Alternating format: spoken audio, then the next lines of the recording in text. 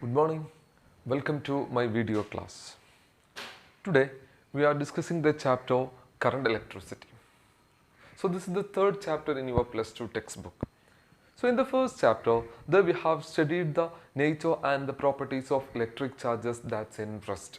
But in this chapter we are discussing about the electric charges that's in motion. As the name indicates, these moving charges constitute electric current. So before coming to the title electric currents, we want to know what is a current. When you are looking to your surrounding, there you can see different types of currents are there. Flowing water, wind are some example for these kinds of currents. When you come to water current, there you can see the water is always flowing from one point to the another point. Who will decide the direction of flow of water? Definitely, as you have studied, the potential level, the potential energy decides the direction of flow of water. Always the water is flowing from higher potential to the lower potential or higher level to the lower level. In the case of wind, there you can see air is flowing from high pressure region to the low pressure region. That is, so when you are analyzing these two currents, there we can see some factors there which decide the direction of flow of particles. Similarly, the electric charges are flowing from one point to the another point. So these flowing electric charges constitute electric currents. In this chapter, in details, we are discussing about this electric currents. Such a current occurs in many situations. Lightning is one example for such a current. During the lightning, electric charges are flowing from cloud to the earth through the atmosphere. But in lightning, the flow of charges are not steady. In our day-to-day life experience situations, there we are dealing with many devices where we are getting a steady flow of electric charges. For example, a torch, a cell-driven clock are some example for this. In this chapter, we are discussing about the steady electric current and some laws which governs the steady electric currents. Before coming to these facts, we want to know what is an electric current. Now, let's assume a closed surface which contains large number of positive and negative charges, and these charges are in a random motion. Now, let's divide this closed surface by using a vertical plane.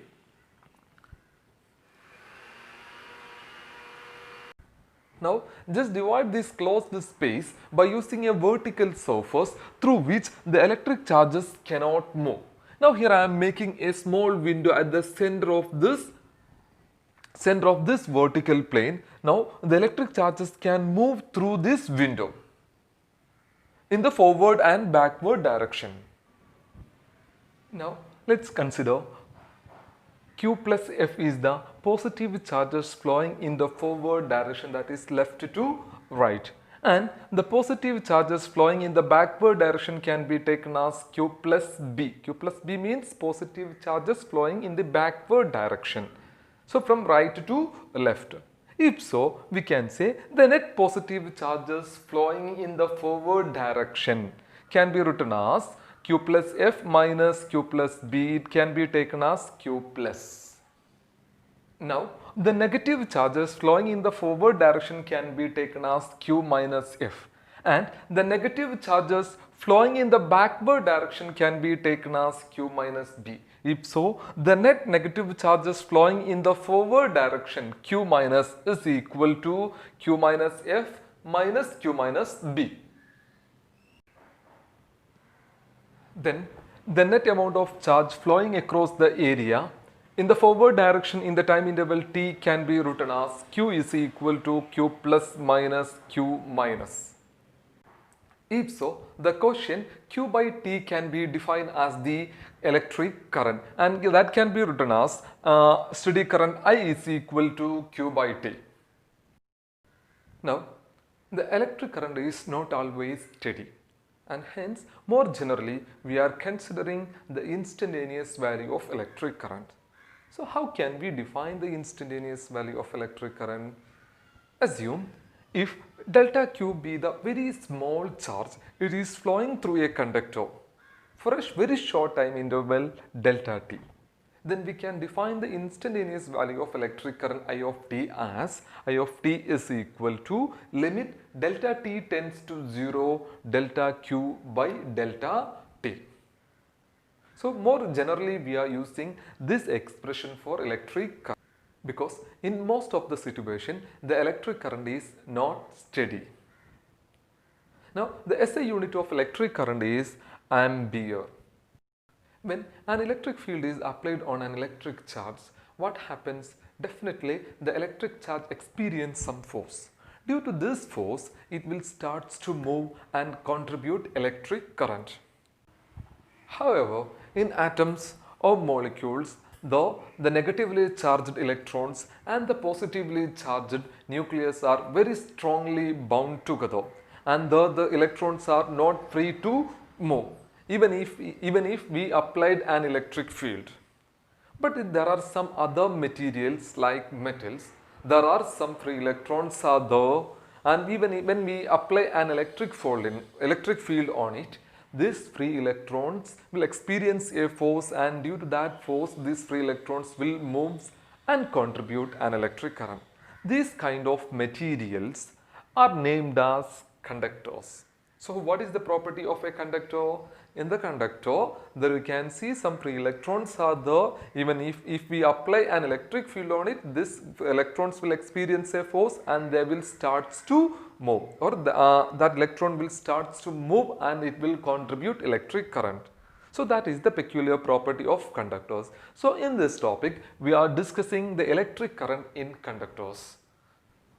As I said, if we consider the electric current through a solid conductor where the electric current is carried by the negatively charged electrons. But there are some other type of conductors like electrolytic conductors. In electrolytic conductors where the positively charged and negatively charged ions can contribute the electric current. But in this chapter, we are restricting ourselves on the topic electric current through the metals. Now, let's take the first situation where there is no electric field is present on the conductor. Even if there is no electric field, electrons are in motion due to thermal energy. In this situation, the average number of electrons flowing in one particular direction will be equal to the average number of electrons flowing in the opposite direction, which means these two will cancel each other and there is no net electric current if we are not applying any electric field on a conductor. Now let's see what happens when an electric field is applied to a conductor. For this, just consider a cylindrical conductor of radius r.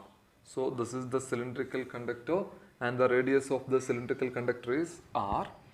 And now take two cylindrical dielectric of the same radius, and one is positively charged and the other is negatively charged, and place these two cylindrical dielectric at the ends of this cylindrical conductor. So here I am placing the positively charged dielectric at this end and the negatively charged dielectric at this end. And these two dielectric placed at the ends of the cylindrical conductor will create an electric field in between the ends of the conductor, and the direction of that electric field is from positive to negative. Due to this electric field, the electrons starts to move from minus q to plus q, and that will contribute an electric current. So this electric current will exist until the positive charge gets neutralized. If we have a mechanism that will contribute fresh charges to the ends of this conductor, what happens? The electric field exists for long time, which means we have a steady electric current for long time. Cells, batteries are examples for such kind of mechanism. And we will study about this kind of mechanism in the end of this chapter. Now in the next topic, we are discussing about the steady electric current, which is due to a steady electric field. Now let's move to the next topic. A basic law regarding the flow of electric current through a conductor was developed by George Simon Holmes. As an honor to him, this law was named as Holmes Law. Let's assume a current I is flowing through a conductor. Let V be the potential difference between the ends of the conductor. Then the Holmes law says that the potential difference is directly proportional to I. So here we have to express this Holmes law mathematically as just here I am replacing this proportionality symbol with equality symbol. So when we are replacing the proportionality symbol with equality symbol, we have to multiply the RHS of this relation with a constant. So here R is the constant, so we have to write this as V is equal to R into I. Here, so this is the mathematical expression for the Holmes law. Here R is the resistance of the conductor. So here resistance is the one of the fundamental property of a conductor. So hereafter we are coming to the term resistance. Now from the mathematical expression of Holmes law, we have to write the resistance R is equal to V by I. So this is the mathematical expression for the resistance. You are already studied about the resistance in your high school classes. As you know, resistance is the fundamental property of a conductor. Now we are discussing what are the factors that influences the resistance of a conductor. As you have studied on the first factor, the factors influences the resistance. As you have studied in your high school level, there we know three factors are there that influences the resistance of a conductor. First one, the nature of the material. And the second one is length of the conductor. Length of the conductor. As you know, the length is directly proportional. As you know, the resistance is directly proportional to length, which means when the length increases, the resistance will also increases, and if length decreases, the resistance will also decreases. Now the third factor that influences the resistance of a conductor is area of cross section.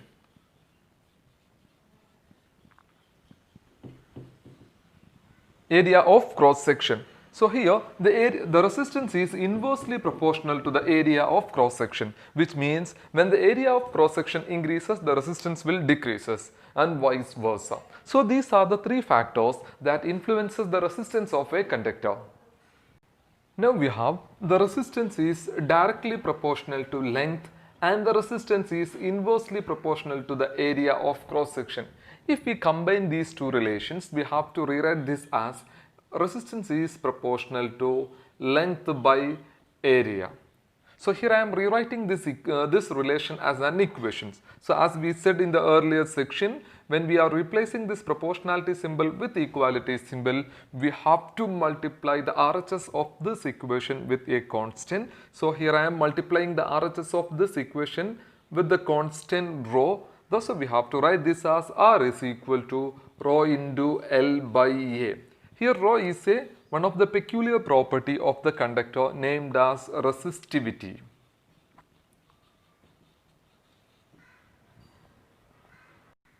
From this equation, we have to write the resistivity rho is equal to, we are rearranging this equation. When we are rearranging this, we will get resistivity rho is equal to R into A by L.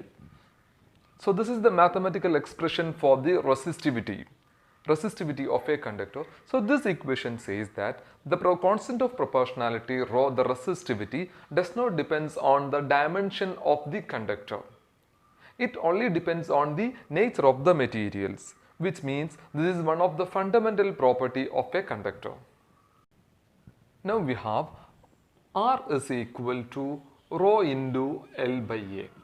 When we substitute this equation in the expression of Holmes law, what we will get? So as per Holmes law, we have V is equal to R into I. That means when we are substituting the value of R in this Holmes law, we will get V is equal to rho into L by A into I.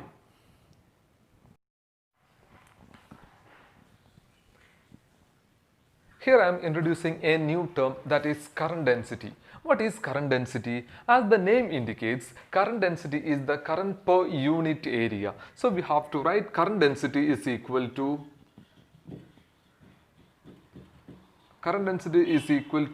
current per unit area. So that can be represented with the letter J. So the unit of current density is equal. The unit of current density is the unit of current, that is ampere per the unit of area meter square. So the unit of the SI unit of current density is ampere per meter square. So let's substitute this in this equation. So we have to rewrite this equation as the potential difference V is equal to rho into, instead of I by A, we have to write the current density J, rho J into L.